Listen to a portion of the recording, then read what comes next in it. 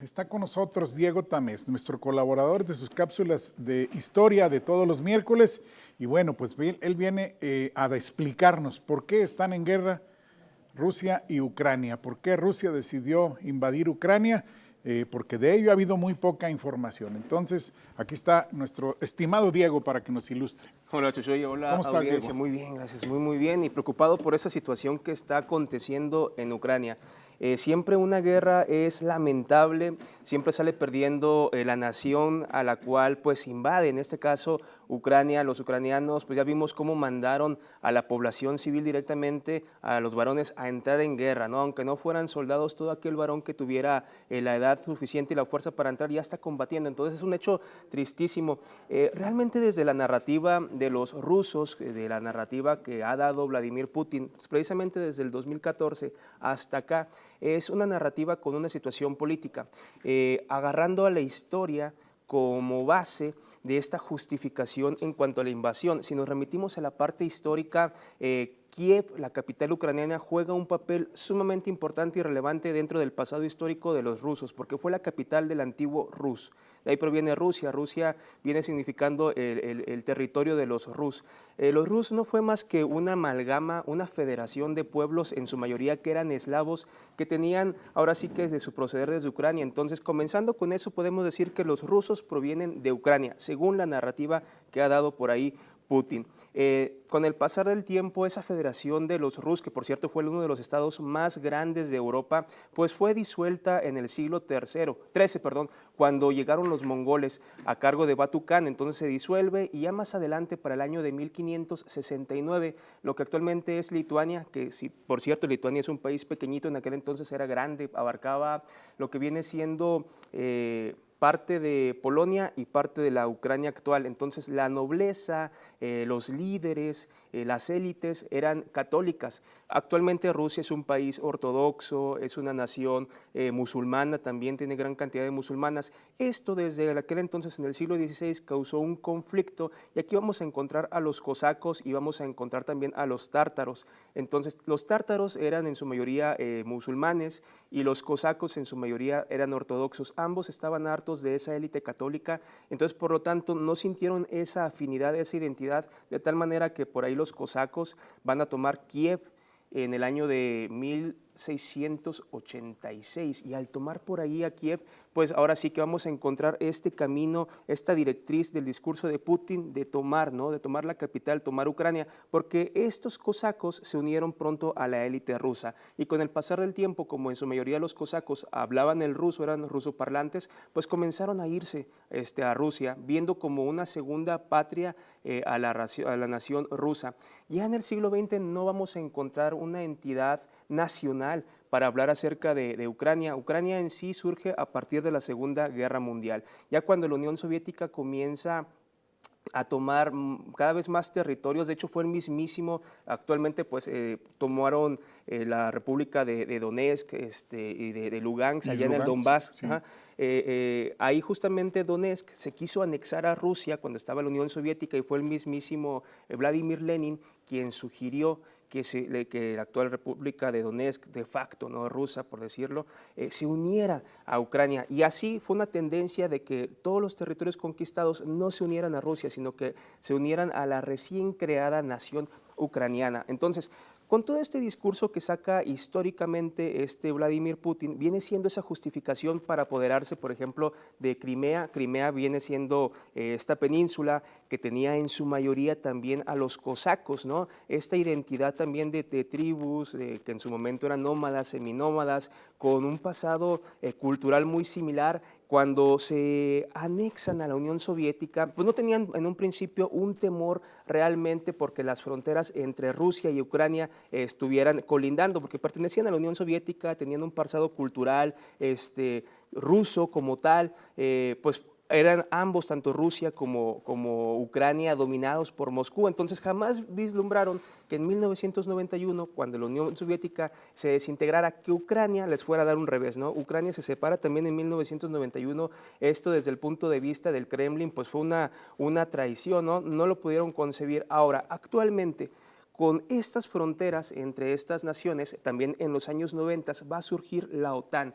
La OTAN no es más que una alianza militar, estimadas audiencias, Chuchuy, que surge para hacerle frente a la Unión Soviética. A la Unión Soviética. Exactamente, pero como actualmente ya no existe la Unión Soviética, el antagonista principal viene siendo Rusia. Entonces, por eso mismo la OTAN sigue existiendo, esa alianza militar que ha tomado mucha fuerza, sobre todo a partir de 1999. Estamos hablando también de la época coyuntural de Vladimir Putin en el ascenso, ¿no?, hacia el poder. Pero ¿qué está viendo? Disculpa que te interrumpa. ¿Qué está viendo Putin que todo el mundo lo ve como el hombre fuerte de toda aquella región, pero el haber atacado a Ucrania se deriva de un miedo? Exactamente, es un temor que tiene muy latente Putin, porque como Ucrania está haciendo ojos, desde el año 2008 quiere pertenecer a la OTAN. En el año 2013 pues también recibió un guiño para la Unión Europea. Ellos quisieron también incluso hacer un tratado de libre comercio con la Unión Europea, cosa que enfureció a Putin porque como comparten frontera y precisamente cuando la OTAN se crea para hacerle frente a la hora también Rusia, hicieron una especie de tratado de paz en donde pidió la Rusia actual, bueno, la Unión Soviética, la Rusia, que no se hicieran pruebas militares cerca de su frontera. Entonces, hasta ahí todo iba bien, podemos vivir todos en paz, nada más no te acerques a mi frontera, no coloques misiles balísticos, ¿no?, cabezas nucleares, no hagas absolutamente nada que tenga que atentar contra mí. Pero sucede que cada vez más países del este de Europa se están anexando a la OTAN. Entonces, está viendo Putin que se están acercando hacia su frontera. Entonces, si Ucrania se une a la OTAN, que no se ha unido ahorita, pues ahora sí significa que coloquen esos misiles balísticos apuntando directamente. No es lo mismo que... En toda su frontera. En toda la frontera, exactamente. Pues no es lo mismo que por ahí en Kiev, en la capital ucraniana, coloquen pues misiles, cabezas nucleares que vayan directamente hacia Moscú, que lo hagan, por ejemplo, desde Alemania del oeste, ¿no?, que está aproximadamente a 2.000 kilómetros de distancia, que vas de 2.000 kilómetros de distancia, que sí tienen presencia la OTAN de misiles apuntando hacia Rusia, que del Kiev. Pero aquí tampoco Rusia viene siendo pues la víctima. También Rusia tiene misiles apuntando hacia los países de la OTAN. En Kaliningrado, que hace frontera con Polonia, con la actual Lituania, ahí también tiene cabezas nucleares apuntándose. Entonces, actualmente se están apuntando, podríamos hablar de una especie de guerra fría que tienen entre la OTAN y la Unión Soviética en un periodo de paz, ¿no? Pero a la hora de hacerle guiño a Ucrania hacia el acercamiento a la OTAN y a la Unión Europea, ese es el temor que tiene Rusia actualmente, que se coloquen esos misiles en la frontera. Entonces, por eso utiliza mucho ese discurso histórico, por eso utiliza mucho o en demasía esta noción de la anexión. El 70% de los ucranianos aproximadamente habla ucraniano, pero el 30%, sobre todo en el este de Ucrania, habla el ruso. Esa también fue una de las razones por las cuales en 2014 tomó la República de Crimea, actualmente pues de facto sirve para Rusia, ¿no? O estas dos nuevas repúblicas también en el este, el de Lugansk y Donetsk. Pero bueno, todo esto tiene que ver con una estrategia geopolítica, una geoestrategia, porque es un punto en clave. Entonces, al tener presencia la OTAN, pues es más fácil controlar por ahí al Kremlin, ¿no?, a los rusos. A los rusos.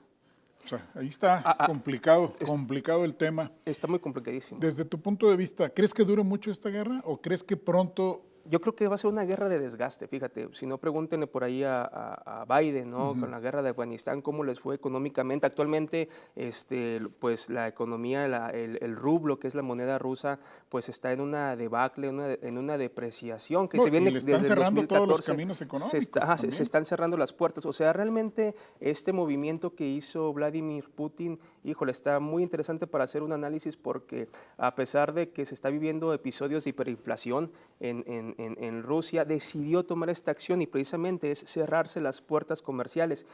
Pues Europa depende muchísimo del gas natural ruso, ¿no? Pero por ahí también hay otros comerciantes muy interesantes, como por ejemplo las gaseras del Medio Oriente, que por cierto, tanto las gaseras del Medio Oriente como la gasera rusa pasa por Ucrania. Pasa por Ucrania, el principal gasoducto del mundo pasa por Ucrania. Ajá, pasa por Ucrania, pues es como se llama el dominar ese punto estratégico, pues es dominar una fuente primordial del comercio, además de que también por ahí se está diciendo mucho de los minerales. Es un país rico en minerales, tiene muchísimos minerales de todos, pero también tiene muchísimo petróleo y es un productor de fierro y de hierro, pero de los primeros del mundo. Ajá, y también tiene excelente agricultura, entonces, bueno, a final de cuentas... Así le llaman el granero de Europa, porque el 60% de su comercio depende de los granos. Exactamente, y bueno, también cabe resaltar que Ucrania, bueno, es uno de los países también más pobres de Europa. También a la vista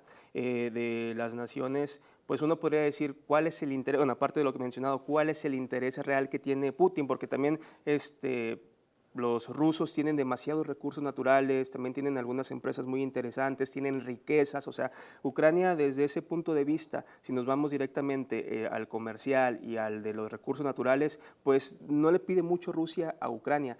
Más bien tiene que ver con ese temor constante que tiene Putin de que se militarice por ahí esa frontera. Sí, el miedo que le tiene a la OTAN. Ajá, tiene un miedo muy grande.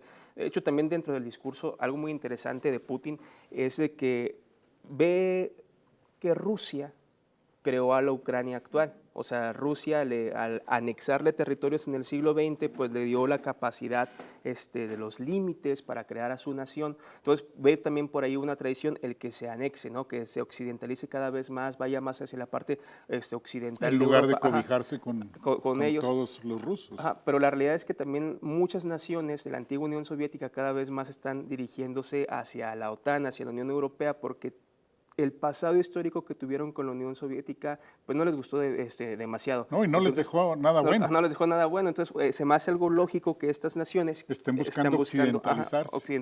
Exactamente, que estén buscando esta protección, porque ya lo vivieron. O a lo mejor también, bueno, yo he visto mucho en redes sociales que las personas aquí en México, nosotros, ¿no? Nos ponemos mucho en una postura, que si Estados Unidos y que si Rusia, ¿no? Y que de pronto pues ya todos... No, y los vemos como los grandes villanos de todo el panorama mundial, ¿no? Exactamente, entonces siempre los comentarios se dirigen hacia un lado y hacia otro bando, pero pues la realidad es que si nos ponemos desde el punto de vista de esas naciones pues son las primeras en tener una Pero fíjate opinión. una cosa, Diego, tú eres muy joven, pero nosotros, más o menos la gente de mi edad, crecimos con el miedo de una guerra Estados Unidos-Rusia, la llamada Guerra Fría, y nunca sucedió nada.